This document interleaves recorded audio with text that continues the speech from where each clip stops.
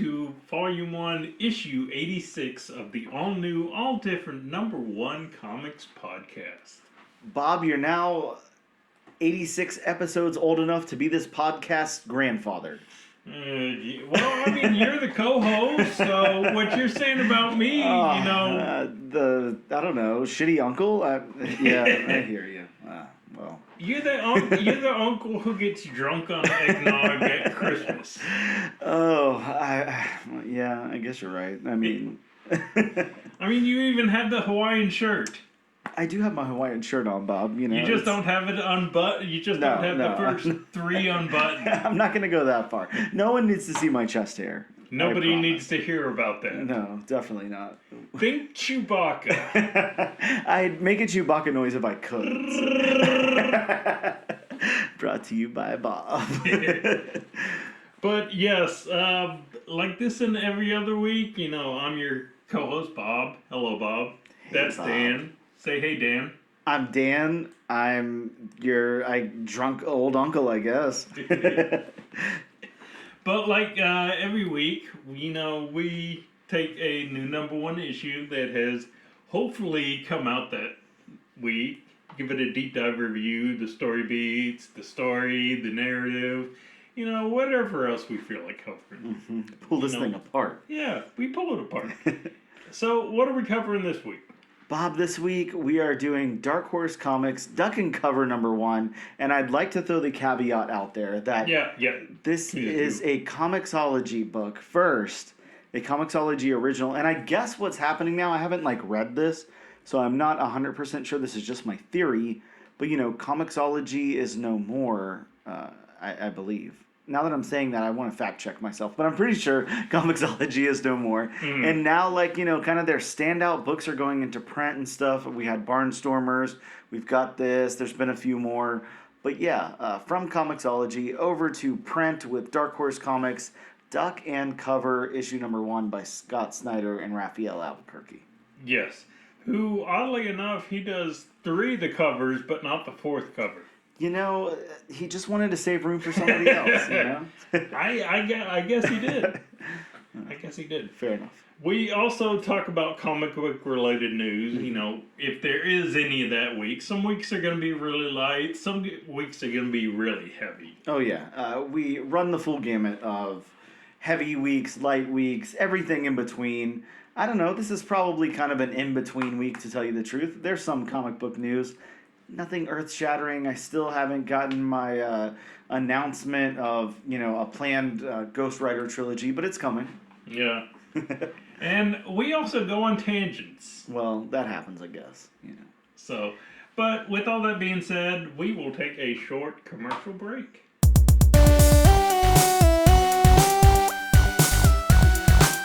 Hey, and welcome back to the all-new, all-different #1 Comics Podcast, issue number 86. You always want to say episode. Right? It's just so hard. It's just ingrained in my brain, in my DNA, Bob. But... if you want to say episodic issue, that's fine. Ooh, there we go. Now I feel like we're in Star Wars or something. Well, it is appropriate considering it's coming from my mouth. Ah, true. May the Force be with you, Bob. I guess that's topical enough, right? It's September 4th. It's not May the 4th. And there is a brand new Star Wars game that just released. There we go. In the past week. Run the name by me again. Star Wars Outlaws. Outlaws. Yes. And you've been playing Star Wars Outlaws, I assume. Oh yes. And you love it. So far, I'm not too far into it. Mm-hmm. If anybody out there has ever played an Ubisoft game before, mm-hmm. Like an Assassin's Creed game, it's the first, Star Wars open world game. Okay. So, you have infinite possibilities of choices and, objectives and side quests you can do. So, if anybody's played an Assassin's Creed game, they know what to expect from this. And being that I've never played an Ubisoft game before, I cannot believe just the sheer number of stuff so far you can do. Are you able to, planet hop and stuff, or do you stay on one location, or...? So far, At least from the trailers I saw, eventually you'll be able to planet hop. Right now I've only been on 2 planets, but I mean I haven't gotten far enough to where I can planet hop. The Planet Hoth was always my favorite. I'd love to see a game set on Planet Hoth. That'd be fun. Either way, Bob, news. Screw it. Before we get into news, you talked about the game. I've been, this week has been weird for me because I've had more time, this week than I normally do. Okay. Don't ask me why. I have no clue. I just feel like, I'm usually playing in 20 different bands and having to go to rehearsals and all of that stuff. And it's kind of like a low-key week for me. I haven't had any rehearsals. Yeah, so I've been at home a lot more and all of that. And I'm a little bit of a night owl. I don't stay up super late, but, sometime between 11 and 1 a.m. is my wheelhouse for going to bed. Right. And my wife is very, 8:30, on the dot, she goes to bed every night. So I'm left, to my own devices, and I just kind of, get to do what I want. And I've decided to revisit this show that I watched, 4 or 5 episodes of when it first came out, The Last Man on Earth. You familiar with it? Oh, you mean Why the Last Man on Earth? No, not Why the Last Man. Yeah. Last Man on Earth. Yeah. Will Forte and January Jones and Okay. And man, it's I'm not usually a sitcom guy with the exception of Friends. I do love Friends, but not a big sitcom guy. As far as Seinfeld, things like that. Just I don't know. A lot of times they're too cheesy for me. But I decided to pick this up, and I like the theming of The Last Man on Earth or whatever, who of course, doesn't turn out to be the last man on Earth, but there's a small group of survivors or whatever, as all those post-apocalyptic type of things. It wouldn't really be a sitcom if he was the last man on Earth. Well, there are a lot of scenes where he's, kind of doing the Tom Hanks, Castaway Wilson thing, and he's got some balls, sports balls that he draws faces on and talks to and stuff like that. Okay. So, I guess you could have a sitcom. It'd be kind of boring. But yeah, I'm finding, I'm I don't know, I think it's 4 seasons. I'm deep into the 2nd season now, and it's interesting. It's definitely not the greatest show in the world by any means, but it is entertaining. I like some of the themes that they explore and stuff like that, and it is produced, maybe written by the same dudes that did the Spider-Verse movies. So, yeah, a really good creative team and all that. Just, I don't know. I'm not trying to shout it out or anything. Just kind of saying that's what I've, kind of been into doing this week. But it does have that appeal. It draws me in, and they all end on a cliffhanger.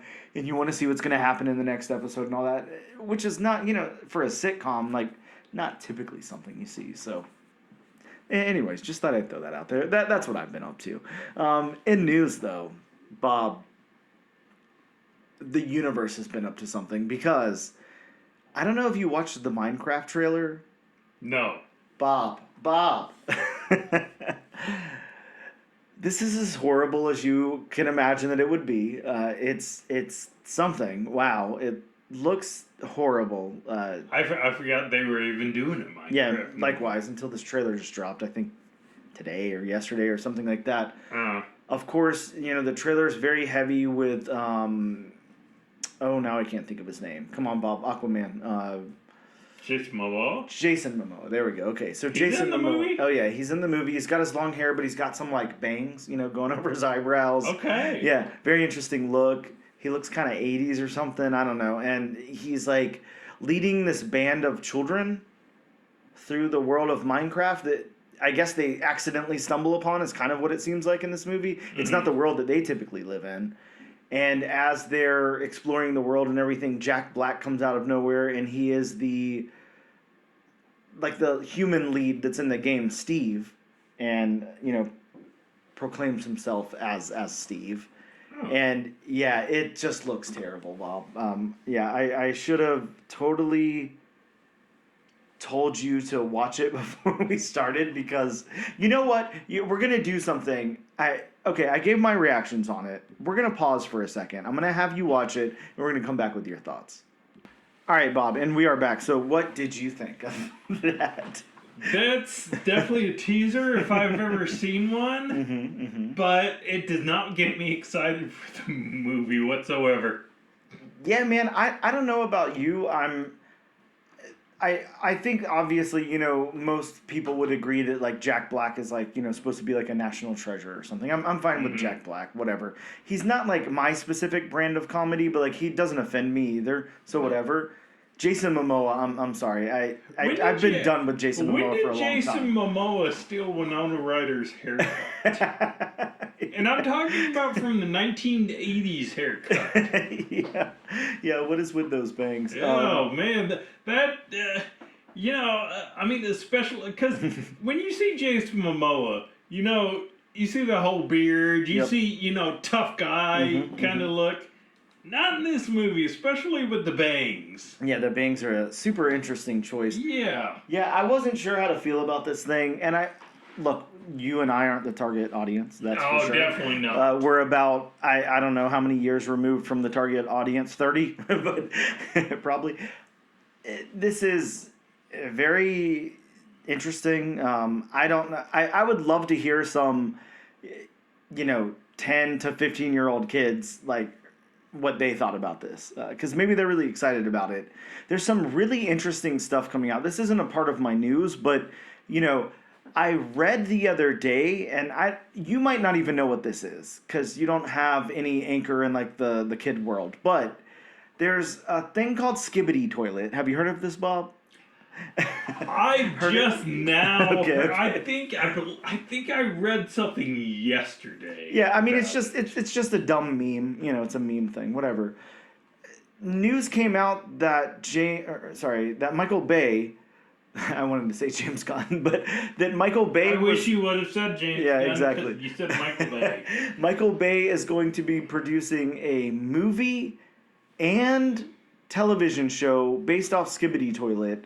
And I was like, this is obviously a stupid joke. This is a joke. This isn't real. This is not a real thing that's happening. No, it is a real, actual thing that's happening. It's like you can, you just Google Michael Bay and Skibbity Toilet. 8 million articles from very reputable sources come up. Oh, I know where I saw Skibbity Toilet from. Because I saw a video on Instagram. Okay. With, what was it? Something like 1,000 pose from Kung Fu Panda versus 1,000 Skibbity Toilets or something like that, and I'm just like, that sounds what about is right. Skibbity Toilet? Yeah. Well, it's definitely. So I'm guessing there's going to be explosions. There's going to be American flags. There's going to be, you know, slow motion helicopters moving overhead. There has to be. I mean, if it's Michael Bay, you know, he's got to Michael Bay it up. Oh yeah. Yeah, this is. So, I mean, again, this is not news. This is very old news at this point. But I just want to read like a little highlight from it. The controversial animated internet sensation is being developed for TV and film in a treatment by director Michael Bay and former Paramount Pictures president Adam Goodman, who said last week in an exclusive interview that their plans for Skibbity on the latest episode of Variety's Strictly Business podcast, like from Variety, like the magazine and website Variety. So again, not like a clickbait thing, not like a misinformation thing. Variety. So yeah, just wild. And you say this began as a meme? Yeah. Skibbity Toilet is like a dumb meme. Okay, I'm sorry. Just like, you know, YouTube sensations that become, you know, overnight celebrities and all that kind of stuff. You know, I mean, maybe we shouldn't worship stuff that starts as a meme or something, you know, that started off as YouTube. I actually, what was it? I watched a list on YouTube. I'm gonna shout out, you know, a website.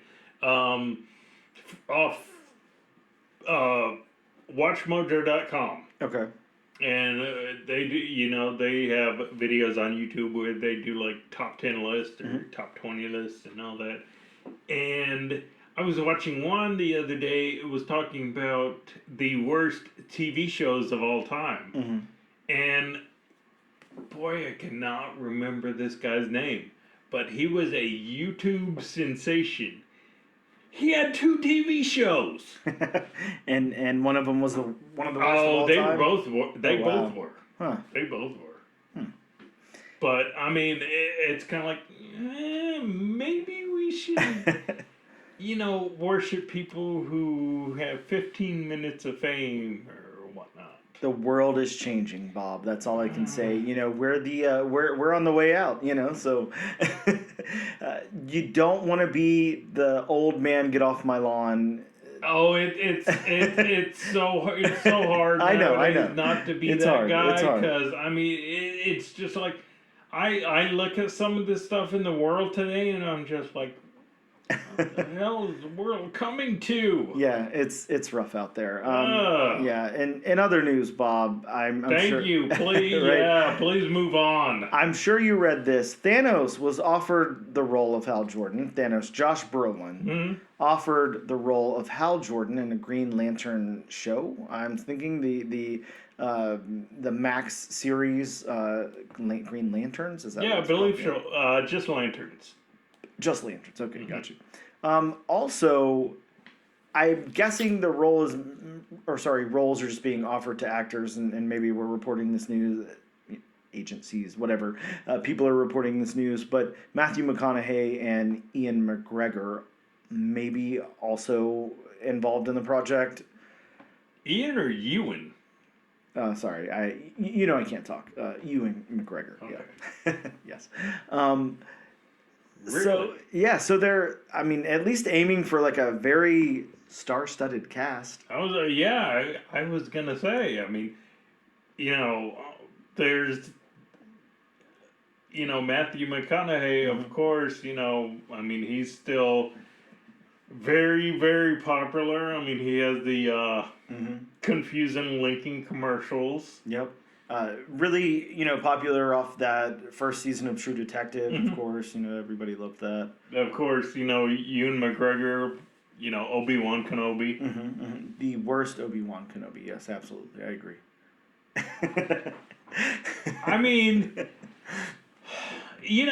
Well, it's hard for me.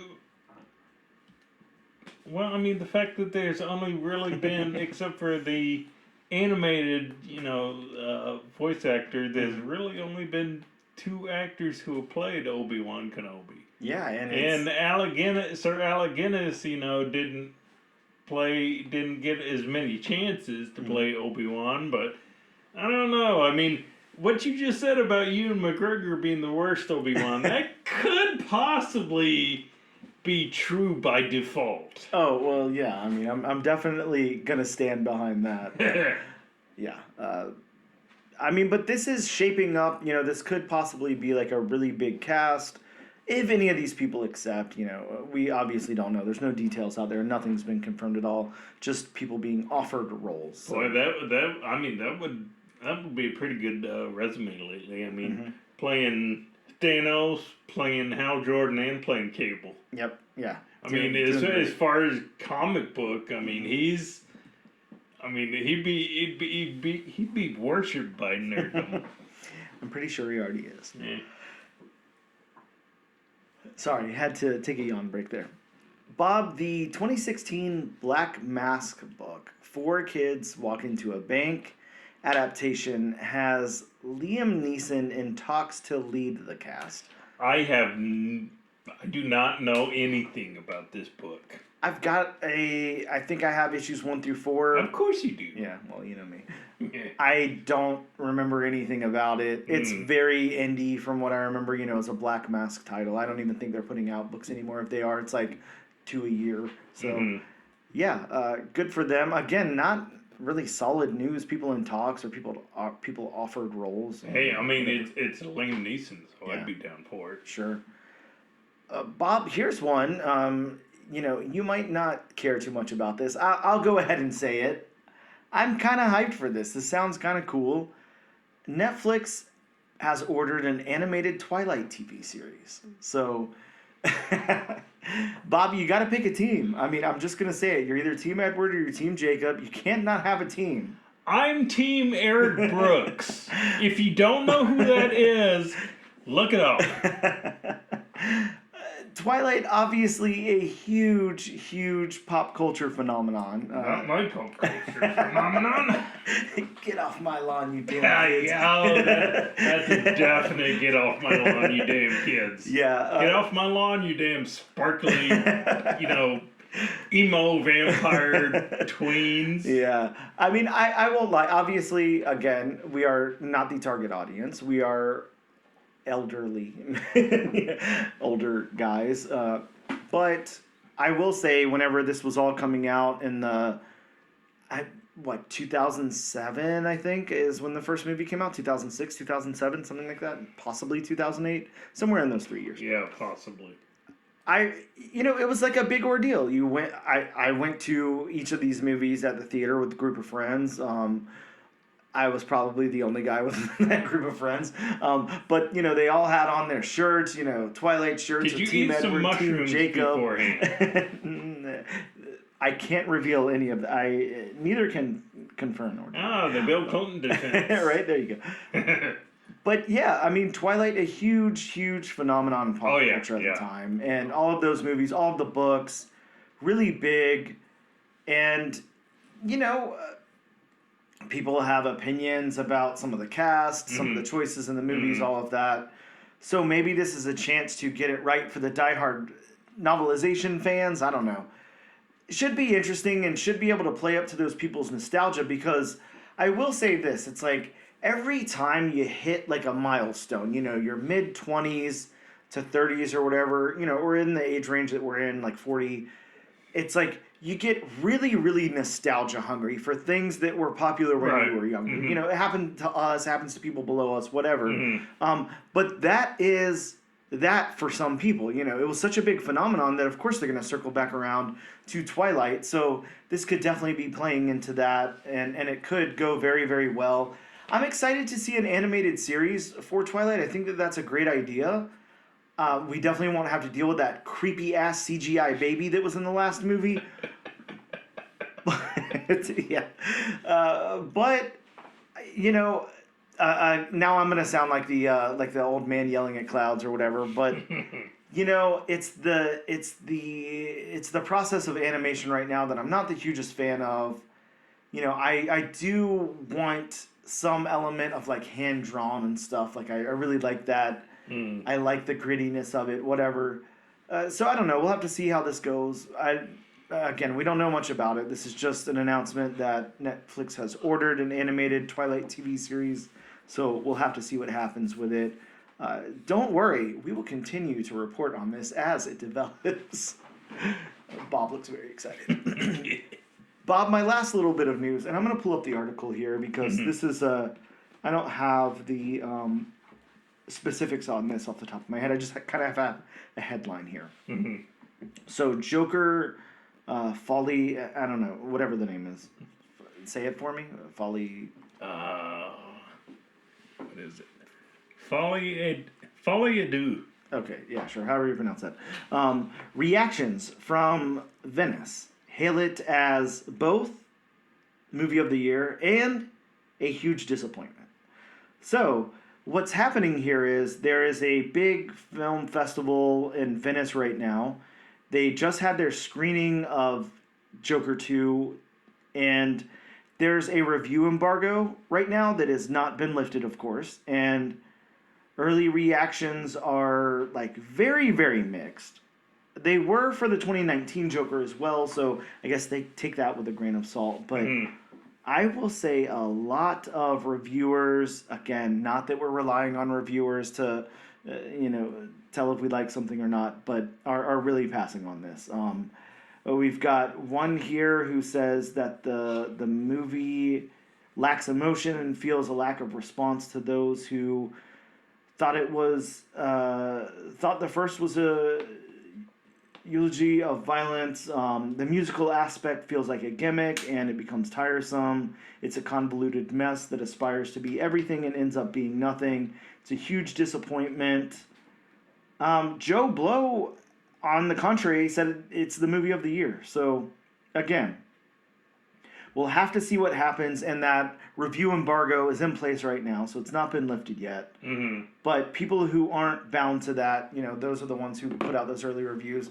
Looks like we're getting quite a bit more negative than positive. So. Well, of course, the musical aspect is going to be a gimmick. I mean, Lady Gaga is one of the leads. I mean, that'd be putting like Taylor Swift in the movie and not having a musical number.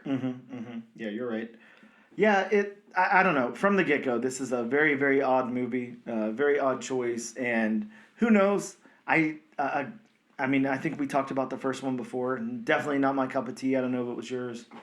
I still have not seen the first one. I just don't even think you would enjoy it. I don't see any point for you to. Not that I'm saying, don't watch it and form an opinion. But... So is Robert Pattinson going to show up? I mean, we were talking about Twilight. So. I mean, I guess it's a possibility because, they wanted to keep these so separate and in separate universes, and then they talked about, putting them together in the overall DC universe. So who knows at this point what they're doing? I really have no clue. As much as people want to complain about the MCU, like at least it's not confusing in that regard. At least it's not. This movie is not part of the MCU, even though it is a Marvel movie, and this one is. Like, at least we don't have that. But I don't know. We'll have to see what happens there. It's an Elseworlds title for now, whatever the film equivalent of that is. And that's about all the news that I have, Bob, unless you had anything else you wanted to cover. I just wanted to bring up, speaking of, speaking of comic book movies, I don't know if you have read anything about this, but apparently we might be getting a Sergeant Rock movie. Yes, I have not heard of that. Yeah, I happen to read that just a little bit ago. Boy, you want to talk about an obscure character. I mean, unless you're a hardcore DC fan, you will definitely not know who Sergeant Rock is. I mean, I'm sure there are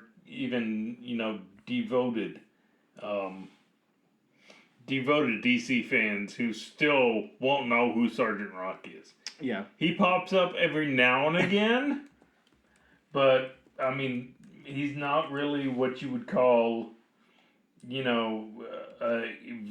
of course we know DC only has, 2-3 characters. They do have their trinity, Bob, that's for sure. Yeah, which are the 2-3 characters. I mean, you know how surprised I was to, find out a few weeks ago that DC was actually going to release a Plastic Man book. Did you pick that book up, Bob? I did not. I haven't either. DC Horror did do, I can't remember what year this was from, Bob, but Bruce Campbell actually wrote it might have just been a one-shot, but it was Sergeant Rock versus the Army of the Dead. I want to say it was in the last 5 years or so at least. So, yeah. If I'm not mistaken, that was a one-shot. Yeah. So Sergeant Rock, comes out of the ether every now and again. Yeah. But yeah. Not super. No. Frequently. No, and definitely not a super mainstream character at all. He has been around for a long time, at least since 1959. Yeah, so he definitely has. Yeah. Didn't he? Did he debut in Army of War? Yep, Our Army at War. Yeah, I always forget the Our Army at War. Issue 83, Bob. Yeah, definitely. Well, that about wraps up the news section. We're going to take a quick break, and we'll be right back to talk about some books that dropped in shops this week.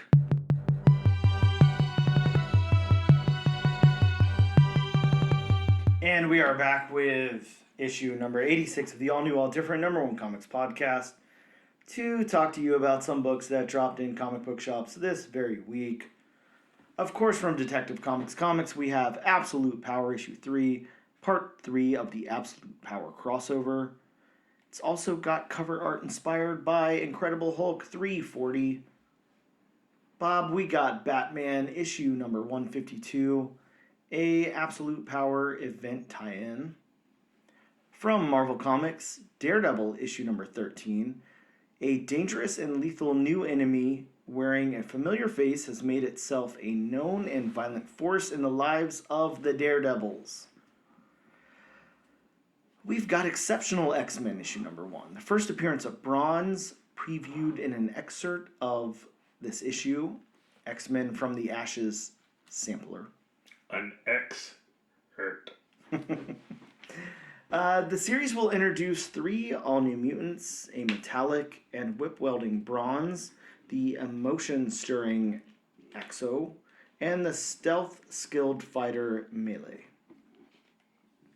Bob, of course, we talked about this last week. I didn't see your bag of comics when you walked in the door, so I assume you left them in the car, like in a sealed vault or something, to make sure that no one could get to them. But I would hate to see how many copies of What If Donald Duck Became Thor you picked up. Each cover, each incentive, all of that, store exclusives and whatnot. But this is a parody retelling of Thor's first appearance and origin with Donald Duck as the hero. Yeah, I didn't even think about picking up one. Marvel Zombies Dawn of Decay, a 4-issue limited series with Groot and Hulk, the only heroes impervious to becoming zombies. Bob, from Boom Studios, we got Minor Arcana, issue number 1. This, of course, is written and illustrated by Jeff Lemire, and this one is the daughter of a small-town psychic fraud returns home to care for her ailing mother, but when she discovers that there may be more to magic than she originally believed, she'll find herself caught up in a town that desperately needs her help. So I can't remember. Is this the next ongoing project by Jeff Lemire, like after Sweet Tooth? Like, has he done anything that he's written and illustrated himself since Sweet Tooth? I can't recall. This one sounds cool. Also from Marvel Comics, we got Moon Knight, the Infinity Watch Annual, number 1, part 7 of the Infinity Watch Annual parts. Of course, from Detective Comics, a book that Bob was just talking about, Plastic Man No More, a 4-issue limited series telling a darker noir story with elements of body horror. We also got Sabrina the Teenage Witch Annual Spectacular 2024. Bob, I looked for this one. It wasn't like the regular Archie Digest. It was a standard comic book that came out. It's got the first appearance of Mother Striga. I don't know how I'm supposed to pronounce that. The First Witch. From back over to Marvel Comics, we got Spectacular Spider-Man, issue number 7. The first full appearance of Connive, I don't know. Described as a truly terrifying new addition to the Spider's Rogues Gallery. Spider-Boy issue number 11 dropped with the first appearance of Spider-Girl, not in costume. We got Star Wars The Acolyte. Come on now. Come on now. Kelnisa? You got it the first time. Kelnaka? Yes. Oh, okay. Kelnaka. Number 1. This has the first appearance of Kelnaka. And we also got Star Wars The High Republic Adventures Crash and Burn, number 1 from Dark Horse Comics, as well as Star Wars High Republic Adventures Echoes of Fear with the first appearance of Darth Ravi. Bob, speaking of the Trinity, from DC Comics, we also got Trinity Special World's Finest number 1, a collection of backup stories featuring Trinity, the daughter of Wonder Woman. Ultimates number 4 from Marvel Comics, Bob. The writer is quoted saying, "If you want to understand Robert Downey Jr. as Doom, you must read Ultimates number 4." A really, really good, I don't know if trick's the right word, but a good way to sell this comic. I was going to say that's setting the bar really high. Right? That's that's definitely a good ploy to sell a lot of books. Mm-hmm. A great marketing technique. Mm-hmm. We got Venom War issue number 2, tie into that event, as well as Venom War Spider-Man number 2, a tie into that event. And Bob, I just want to showcase what I picked up this week. Of course, I picked up Duck and Cover. I picked up Exceptional X-Men with this Rose Besh cover, I think. I don't know. It might not be Rose Besh, but looks like they were at work. Spawn issue 356 dropped. Bob, the second printing of the Power Fantasy came out this week. So if you remember when that first issue came out, completely sold out everywhere. Everyone's talking about it. They came out with a second printing. And I picked up this great Miles Morales Spider-Man Stormbreakers cover by Nick Klein. Really, really great cover there. We've got Incredible Hulk issue 16. Again, a great cover on that one. Here's a new one from Zach Kaplan over at Mad Cave. Dark Empty Void #1. Very cool. And I picked up the Autumn Kingdom as well. Of course, by Colin Bunn, Oni Press. So, it'll be a lot of fun. Mm-hmm. Written by Colin Bunn. Lots of fun. That's what I always say. That'll be a good read. Right. That's all I've got for this week, Bob. We're going to take a quick break, and we'll be back to talk to you guys all about Duck and Cover issue #1. Hello and welcome back to the all-new, all-different #1 Comics podcast, issue 86. Do you see the mental gymnastics I go through to say issue, Bob? It's just, it's not there. I see the hamster turning on the wheel trying to remind me, issue. Don't say episode. Don't do it. Don't you do it. Again, just say episodic issue. That might be too easy, Bob. I don't know. Bob, we are, of course, here to talk about Duck and Cover. Issue #1. Duck and Cover, again, it's very odd. It was put out by Comixology digitally, and now we're getting a print version. Bob, I would love to read you the solicit for issue #1 of this. It's very, very interesting. I'm going to try from a different place as well, but let me tell you what Dark Horse, put out for their solicit. Okay. A manga-influenced teen adventure set in the strange post-apocalyptic America of 1955 from the team behind the seminal Vertigo series American Vampire. So, I'm not saying that I disagree, but A manga influence? Yeah, I'm with you on that. I don't really... Where does the manga come into see play? the manga influence here. No. Yeah, and that's the whole solicit too. Like, it's not... that's the whole solicit? That's the entire thing. Oh, I'm going to try, Midtown maybe and see if they've got, a longer blurb about it or something like that. But yes, that is... I just want to know where the manga came in. You and me both. I can't say I'm...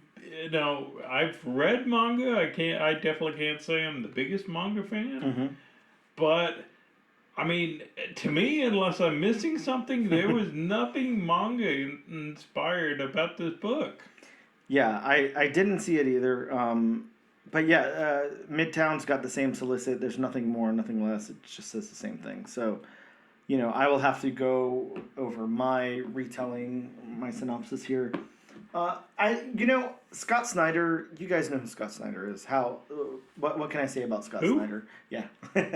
He's done a lot of, some Bat Guy book or something. Rafael Albuquerque. The bad person. Yeah. Rafael Albuquerque, of course, you guys know Rafael. He's been on the show. He talked to us before. So he talked a little bit about this book. It was hugely under wraps at the time, of course, which makes a lot of sense. But yeah, the two worked on American Vampire together. That was their big kind of book together that they worked on. And of course, as I said, Rafael Albuquerque, just done a lot of cool stuff. Let me get into my synopsis of the book. This one's going to be a little weird, of course. Duck and Cover opens with a 9-year-old kid named Dell in his room making his own movies. His dad comes in and delivers Dell a video camera. Dell and his friends Oliver and Junior make movies together. Dell runs into a dog who damages his eye. The dog's owner shows up at the hospital and expects Dell to apologize. Dell does. 6 years later, Dell is a projectionist at a local drive-in. We meet a bunch of other kids who are pretty much 1950s style high school stereotypes, and Dell's friend Ollie gets into a fight with one of them named Pug. The kids all get detention, and bombs begin dropping. The kids duck and cover under their desks, as instructed in their duck and cover videos, and they survive the impact. We see labor camps guarded by Soviet robots, and Pug sacrifices himself to help the others run away as the book ends on a giant mutated dog that looks like the one who attacked Dell.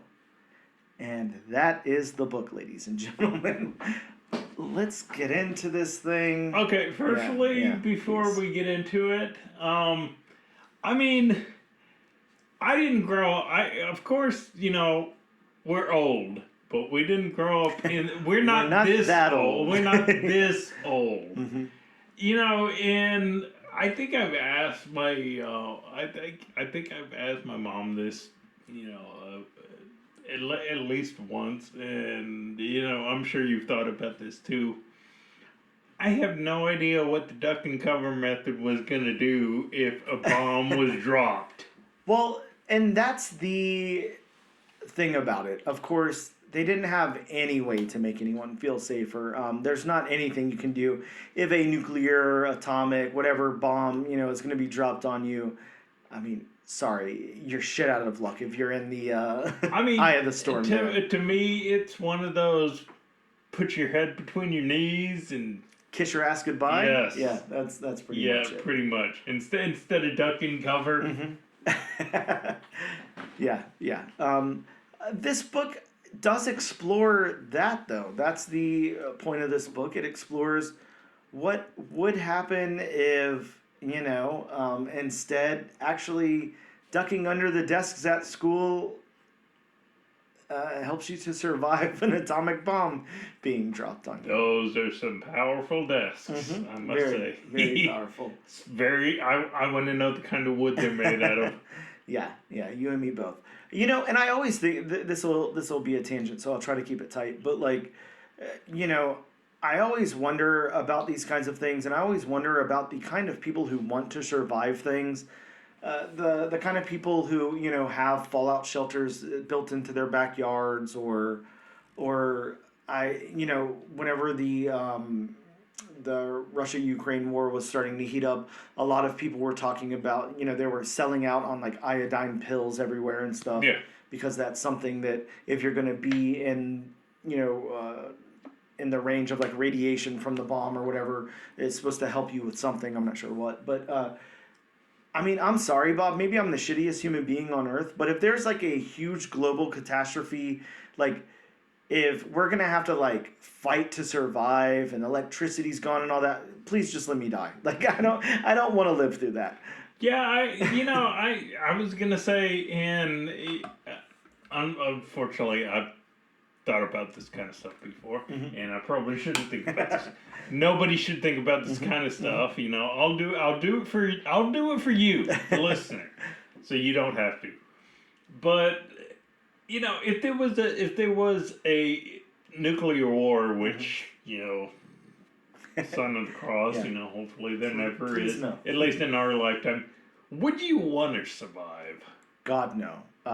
You know, I just think about things like watching some of these accidents that have taken place, or people who have maybe survived initial impact of things or whatever, and that's a gruesome, nasty death. Yeah, and I mean, even if you do survive, what is the rest of your life going to be like? I mean, unfortunately, what is your, you know, quality of life for the rest of your life going to be like? And I mean, plus if you survive it, I mean, the rest of the world, it's not going to be pretty. Yeah, I can't imagine the people who want to walk around in like a nuclear wasteland or anything like that. It blows my mind that anyone would want to survive that. You know, even some of the thoughts that these people have where they stay in like a shelter for a few years eating like canned corn or something, and then come out and I don't know. It's just wow. You know, I can't imagine wanting to do that. Well, but yeah, and plus, and I mean that, and with the knowledge that, you know, I mean, there's a good chance that everybody you know is and care about is, moved on. Yep. So. Yeah, always an interesting thought to explore. But very existential. Yeah, not anything I have ever wanted to be a part of, that's for sure. So, Bob, getting into the story and everything, getting into what Scott Snyder does here. Scott Snyder is a very particular writer. We know that. He's got a style. He's got, something about him. This is a Scott Snyder project, and you can see that. There is quite a bit of world building and exposition going on in this book. I don't think it's unwarranted, but as we get into the story beats, let's see kind of how that plays out. How was this able to move from point A to point B for you and for me and all of that? Please go first. I think the beats, worked as far as moving along. Mm-hmm. I just think it took a while to get to, I hate to say it, but this book was a chore to get. The first half of this book was a chore to get through. And that's the problem. For those of you who have not read it yet, it's split into two. So it's before the bombs drop and after. And the problem with before the bombs drop is, and I'm not blaming Scott for this. Of course, you want to develop your characters and give them a backstory and all of that. Right. It just, I'm sorry, it just doesn't matter as much as you think it does, Like, you would think that fleshing out these characters and showing us who they are before they survive this attack and how they're going to survive it as time goes and everything would be important. And it's probably important for one or two characters. And outside of that, I'm sorry, you're getting like that stereotypical 1950s archetype of a lot of these characters. The greasers, the race car drivers, maybe they're not called race car drivers, but you know what I mean. I sound completely detached from that world, but you understand, the muscle car drivers and everything who like to race, all of these things, there's these stereotypes that you see if you've watched anything that takes place in the 1950s. Happy Days, American Graffiti, the list goes on, but things like that.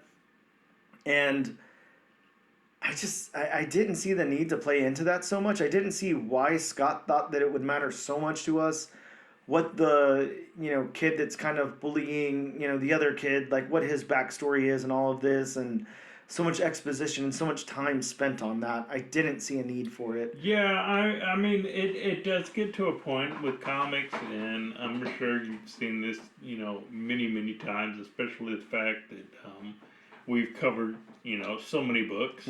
At least 86. Yes.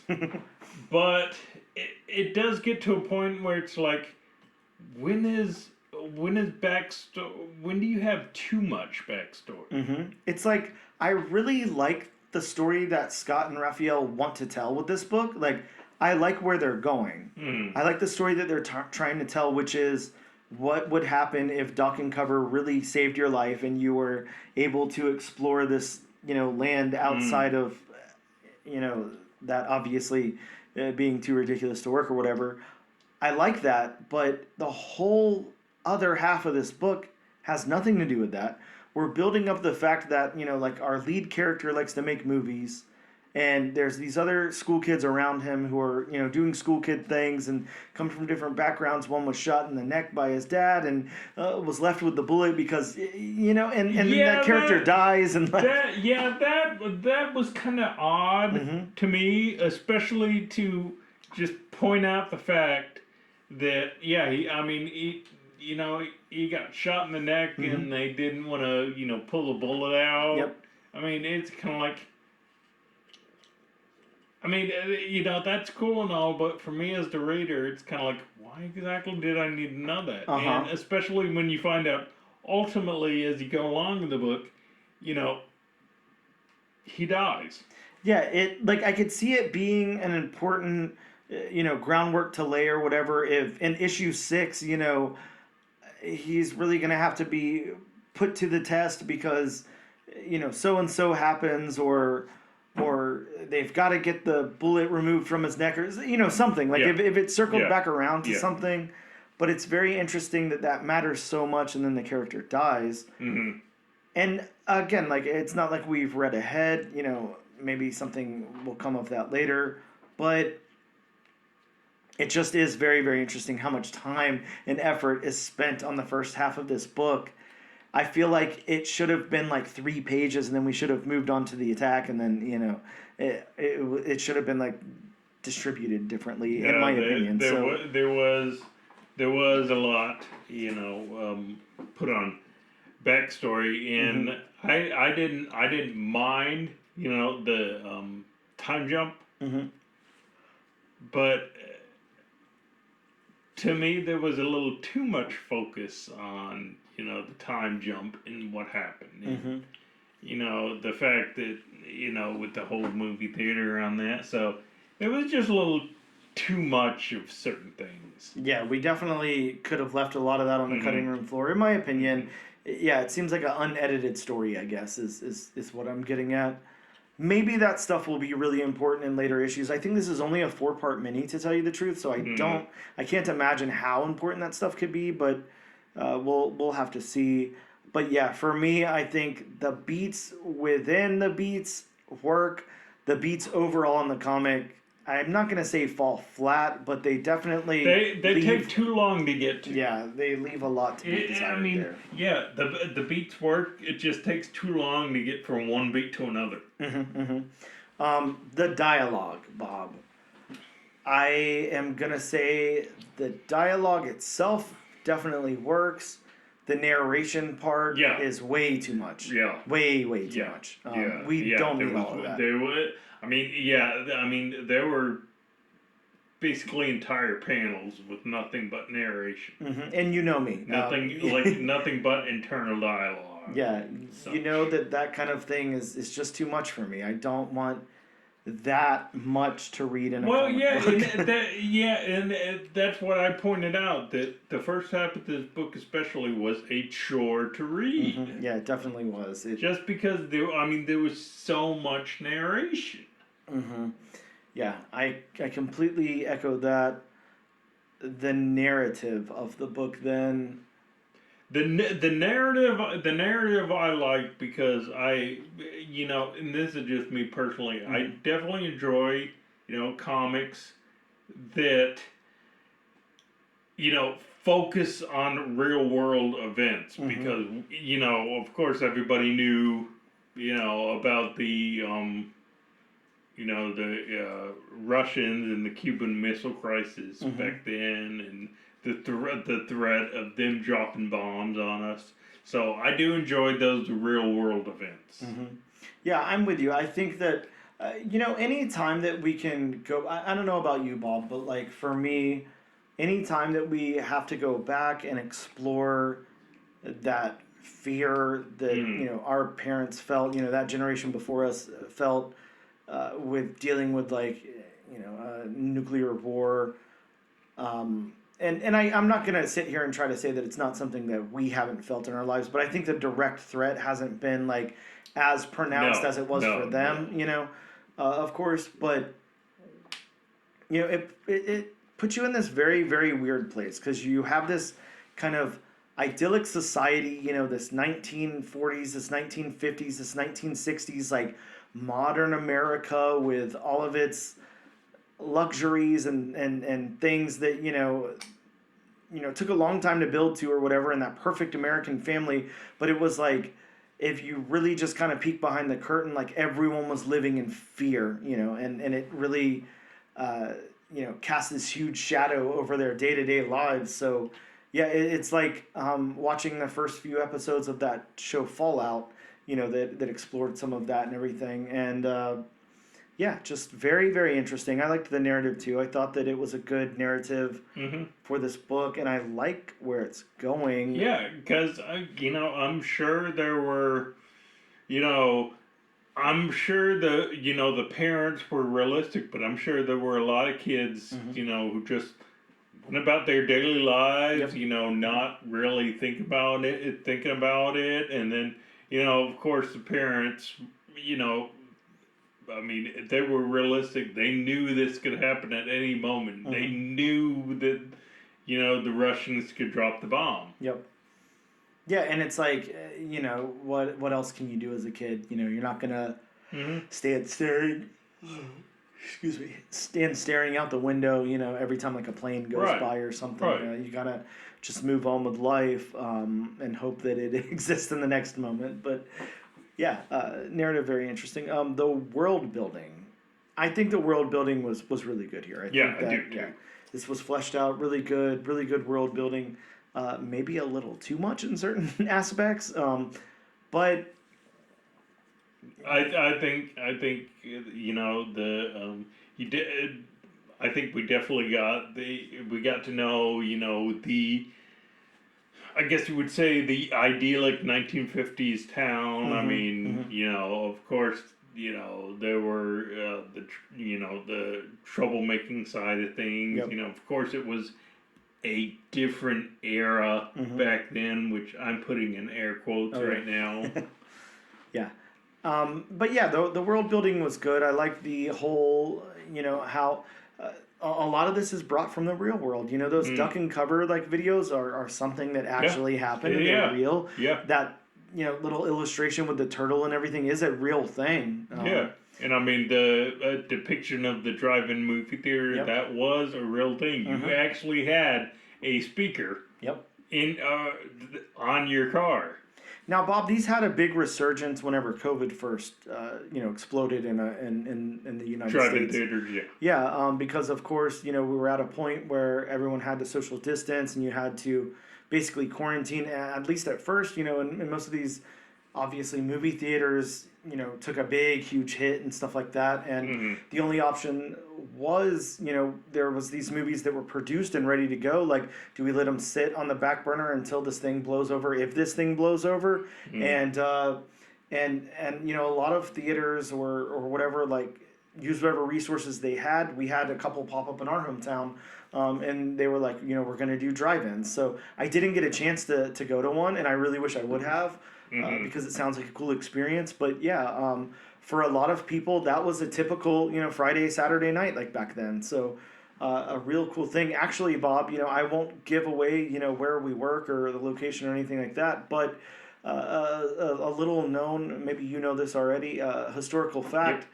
Yeah, where we work used to be a drive-in theater. That exact location was a drive-in theater, and it was segregated. And the of course it was for the more privileged whites to go to movies there. And I heard from somebody from the black community, an older guy from the black community, that him and his friends and all that used to like go sit out on the outskirts on the fence and like take turns like getting on each other's shoulders to take a peek at the movie that was going on and stuff. Yep. So so really crazy. Actually before we move on, this has nothing to do with the book. You're good. But I'm just being reminded of a story about a drive-in movie theater. So there's a story my dad used to tell me. My dad and my uncle used to tell me that my dad went to a drive-in movie. And of course, like I said, drive-in movies, you have to, hook the speaker onto your car, and, that's how you, hear the movie. And the movie ends, and, he drives home, goes to bed, just a normal day. So he wakes up the next morning, and I believe it was my grandfather at the time, because my dad, of course, was under 18. I believe it was my grandfather who, I think he either yelled for my dad. The speaker was still on the car. Oh, no. And I wonder how often that happened. Of course, the wire, was hanging off. So my dad, not knowing, had driven off with the speaker still attached to the car. Yeah. Wow.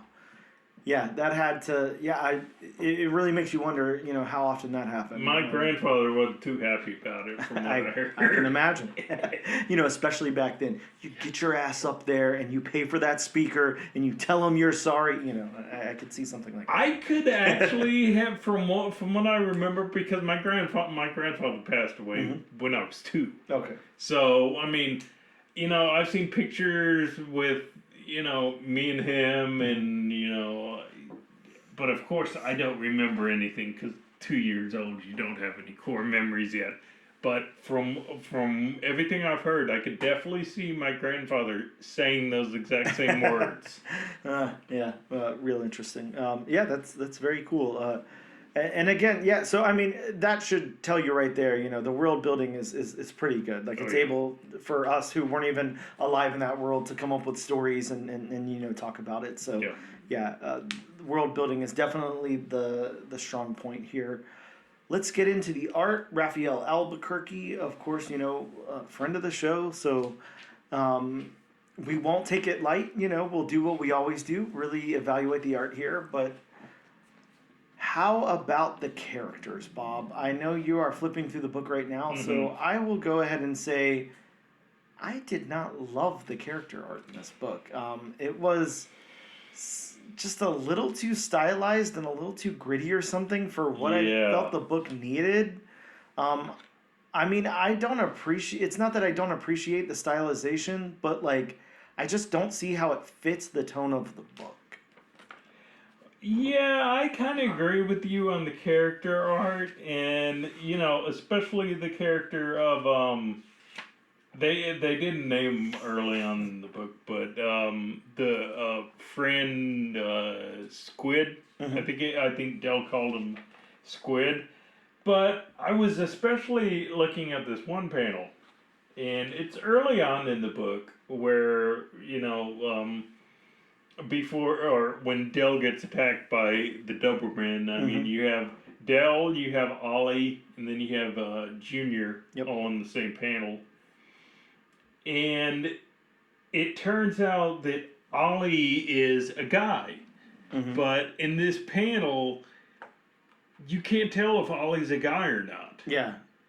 Yeah, pretty feminine looking, yeah. So, I mean, yeah, and of course we both enjoy Rafael Albuquerque art. Oh, yeah. Amazing artist, yeah. Of course. But, for the characters and the characters in the tone of this book, I just don't think it, resonated correctly.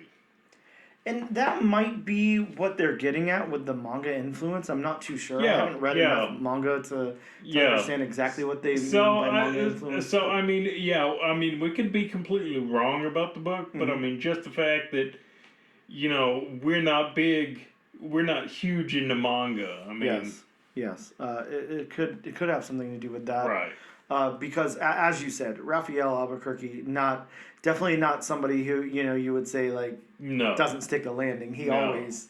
yeah, maybe it's us. Maybe we're missing something. Yeah, maybe it's just that manga influence that we're not please feel free to send us a message saying, oh, you're completely wrong, and yada, yada, yada. Tell us why. Yeah, we'd love to hear it.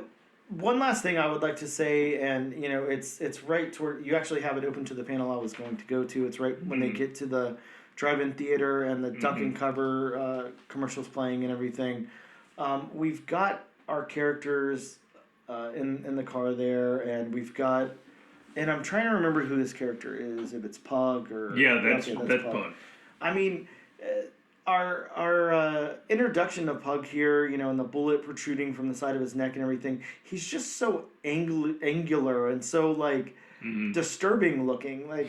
Something about him just doesn't sit right with me. Maybe it's not supposed to. He's painted as a bad guy here until he's not.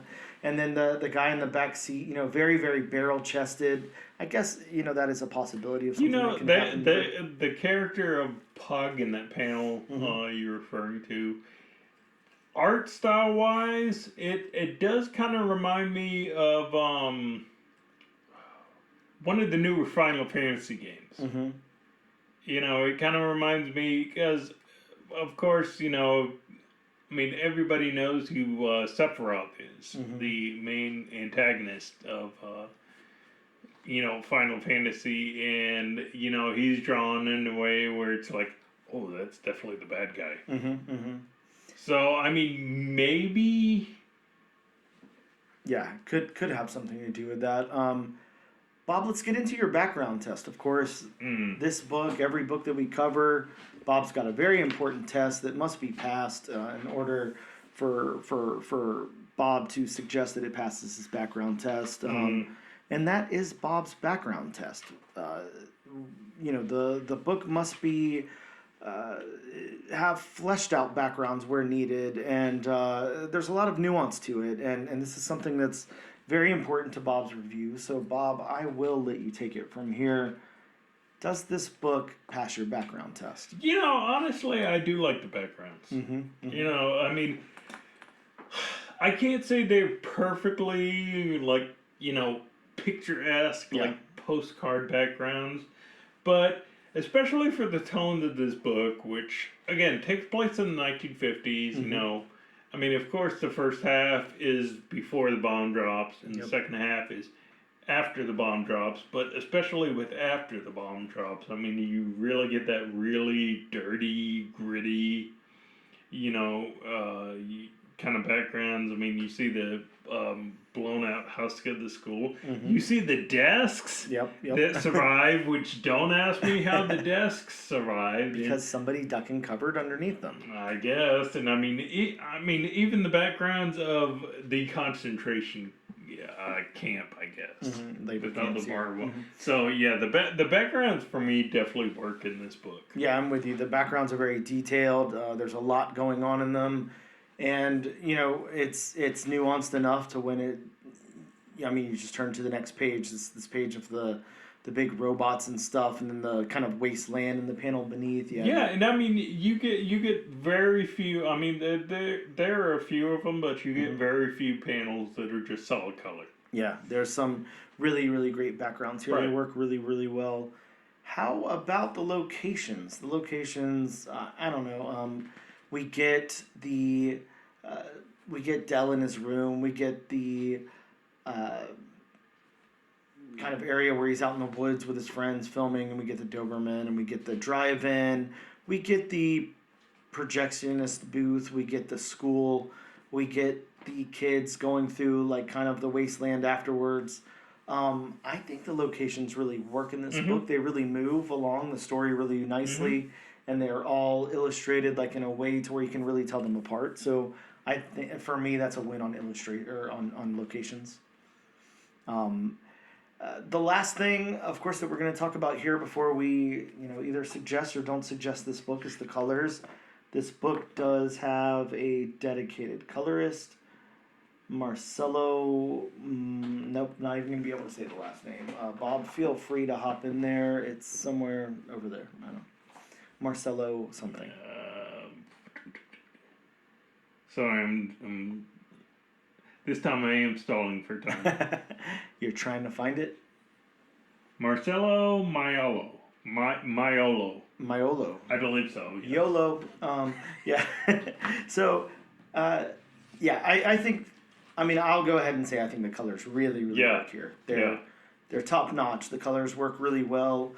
If the colors didn't work in this book, it would definitely take it down quite a few notches. It really would. Yeah, because I don't know. Being that it deals with what it deals with, if you had bright sunny colors, then it wouldn't work, especially after the bomb dropped. Or if it was too drab, it's the right mix. The colorist definitely pulling a lot of weight here, doing a really good job at it. So I really, really like the colors. I guess that brings us to our final question, Bob. Is Duck and Cover, issue number 1, enough for you to recommend issue number 2? This is definitely going to be one of my toughest my toughest yay or nays I've had in a while. I love the premise of the book. I can't necessarily say the art style, the character art style is my cup of tea. Yep. But then again, I mean, maybe it's just because I'm not a big manga fan. Sure. You know, and maybe that's where the manga influence comes in. And the biggest thing for me is just all the internal dialogue / narration. That just slows it down for me. I mean, if it wasn't for it, if Scott Snyder took even half of that away, yes, you know, I think this would be, you know, win for me. So I would say I recommend it just on premise alone. You know, because it deals with, you know, real world events from, you know, school children's perspective and whatnot. And I mean, it kind of in a way has that War of the World-ish, yes, you know, kind of vibe, especially with the, you know, Russian machines. And, you know, the concentration camp, that kind of leads into, like, the X-Men-ish, you know, kind of thing. So, I think I would recommend it. I think I would recommend moving on to issue 2 with the caveat of, if it's a chore to get through issue 2 like it was to get through issue 1, then I would not recommend going any further. Yeah, and I think that this does something. This is very interesting to me because I, like you, like the premise of the book. I don't necessarily love the execution of the book. There's just a couple of things that take it down like too many notches for me. Like you said, there's so much of that exposition, you know, and like internal dialogue and all that stuff that's going on. The character art is just a little like off for me. It's not like super pleasant to look at it all the time. And those are the negative things I have to say about the book. And I feel like I said a lot of positive. I feel like we both said a lot of positive about the book. It's just, it's not firing on all cylinders for me. And that doesn't mean that that's not an automatic out for me. Like, just because something, you know, I feel like it has potential later, or I'll get, you know, more involved with the characters or the story or whatever. I think this is like a complex book. You know, it's very complex, and it's very hard to just say yes or no. I will say something different that I don't feel like I really have said in the past. You know, maybe this is one of the first times. I suggest picking up this first issue and reading it, and seeing if it's enough to pull you in for issue 2. I know that's not what we try to do here. What we try to do is say, you know, add this to your pull list, don't add this to your pull list or whatever. I don't feel like I can make that decision for you, because I feel like this is for someone specific. Yeah, I was gonna say, I could definitely see some people loving this. I could definitely see some people saying no.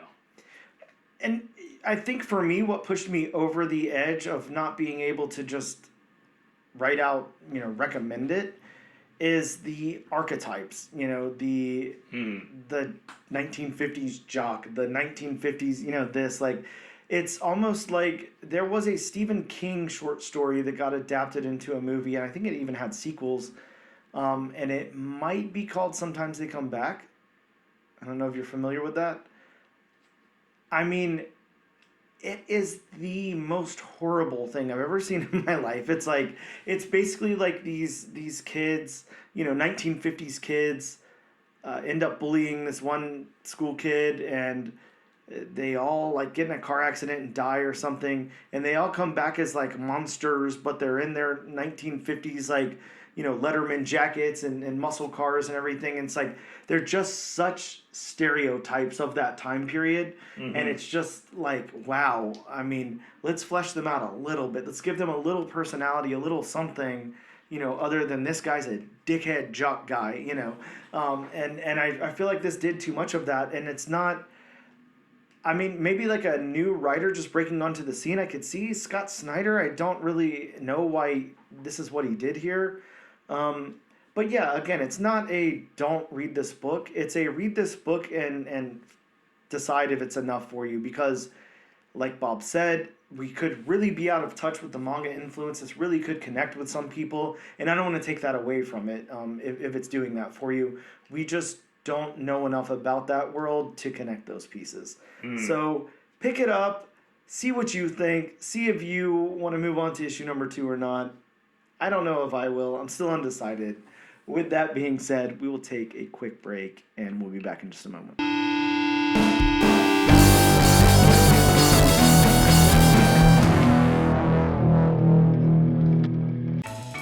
Do you listen to albums start to finish? Do you love concept albums? Are you always the first one at a party to bring up King Gizzard? Say no more. The Album Concept Hour podcast has everything you need. We have hot takes. It's like Voltron. It's just like Voltron. It's like Voltron with jazz. This is emo. This is Willie Nelson's emo trip. Bad improv attempts. That was. Let's all British. do our best Aussie accent. Let's not. Let's alienate all the Australians. And sometimes we even learn something. As they listened again and again to the song in the control room, Axel started saying, "Where do we go? Where do we go now? Where do we go?" Shut up. Spencer turned down the music and said, "Why don't you just try singing that?" And thus the last part of the song was born. Listen to the Album Concept Hour wherever you listen to podcasts. And we are back with issue number 86 of the All New, All Different #1 Comics podcast. Bob, I think it's about time in the show that we talk to them about some new books that are coming out next week. Of course, before we can do that, it's very important. Just like in the book Duck and Cover, they have the Duck and Cover public service announcement. We've got to issue our public service announcement. Don't have a video. Because it's disclaimer time. Welcome to disclaimer time. Put your head between your legs and kiss your ass goodbye. It's disclaimer time with Bob. I like that. That's a nice lyric. But, so like I say this and every other week, I sound like a broken record by now. Yes, I know that. But these are just some of the books that may or may not, I don't know, especially if there's a bomb drop, they won't be coming out. Let's hope not, Bob. Let's go for no bomb drop. But, I mean, just because of distribution and stuff like that, they may not come out, so don't hold your breath. If you more... Tune in for issue 87, where it's just me hosting the show. I'm just in the corner, holding my breath still. But yeah, if you want a more in-depth list, please feel free to consult elsewhere. You can call your local comic shop. Please and thank you go a long way. They might tell you. Who's writing it, who's writing the comic, who's illustrating the comic, maybe who's coloring the comic. Colorist is a very important job. I mean, maybe even give you a small blurb on what it's about. The blurb may not tell you what the comic's about. It may tell you about what the comic's going to be about eventually. Yeah, that happens. Yeah. Yes, that definitely happens. Of course, there's always snail mail. There's always Harry Potter owl. There's always John Wick tube system. Do you have any others?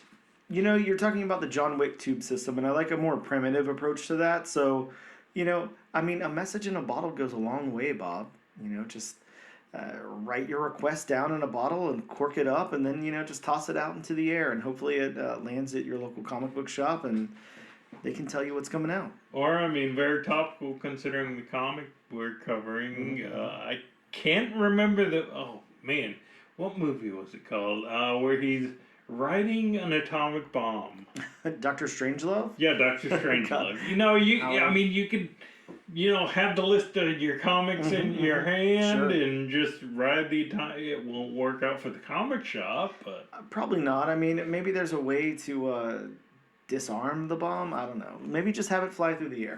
Who knows? Or have it to where it shoots out the list at your comic shop owner. There you go. When it lands. Instead of deplete. What's in an atomic bomb? Uranium or something? I don't know. Instead of that, it's just filled with all of you boys and girls letters. Asking what books are coming out. So they don't really get bombed negatively, you know. Yeah. So, starting out the list of comics that may or may not come out next week from Detective Comics, the very redundant comic book distributor, we have Green Lantern number 15. This is a tie-in to my favorite event of all time, Absolute Power. Which we have read nothing of. Not a thing. And probably won't. Sticking with the comic publisher with only 3 characters in its stable, we have Absolute Power Task Force 7, number 6. Now, what's going to happen in the next issue where it's Absolute Power Task Force 7, issue 7? That's what I want to know. This, of course, is a tie-in to the Absolute Power event again. Yes. Next up, from the House of Ideas, Marvel, we have the series finale of Volume 3 of Star Wars number 50. Bob, only 50 short issues of Star Wars in this volume. Any predictions, any requests for Volume 4? A Kelnaka and Chewbacca team up. It could happen. Just all the dialogue bubbles are. I love it. I read it. Sticking with Marvel, we have Venom number 37. A tie-in to the Venom War event. Yes, and kind of a cool cover. Very. We have, again from Marvel, we have Venom War Carnage number 2. Another tie-in to that event. Lots of tie-ins going on. Speaking of tie-in, Venom War Wolverine number 1. Now, this is a pretty metal cover. Yes. I really dig the cover on this one. Again, this is a tie-in to that event. This is a 3-issue tie-in. Yes. Next up, from sticking with Marvel, we have Avengers Assemble number 1. Bob, I'm about to read this acronym to you, but I'm trying my best not to have a stroke before I do it. First team appearance of the AVENG.E.R.S. That stands for Avengers Emergency Response Squad. It includes Captain America, Wasp, Hawkeye, Hercules, She-Hulk, Photon, Night Thrasher, Lightning, Wonder Man, and Shang-Chi, as well as Lightspeed. I was going to say, don't forget Lightspeed. Can't forget Lightspeed. No. Sticking with Marvel, we have Uncanny X-Men number 2. Yes, the X-Men with an adjective.